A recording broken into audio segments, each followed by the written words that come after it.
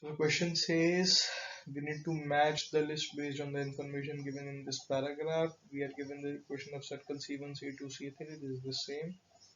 So we are given we need to match this list by this. We have also previously calculated some of the results in the previous video. So here 2r is mn, which is 3 plus under root 3 squared by 4.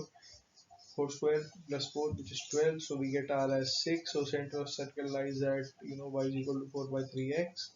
So let's see at point h comma 4 by 3h will be OC equal to MC minus OM, which we get 3. And putting these values in this, we get h as 9 by 5. So the value of k point will be 4 by 3 and h will be 12 by 5. Means 2h plus k is equal to 6.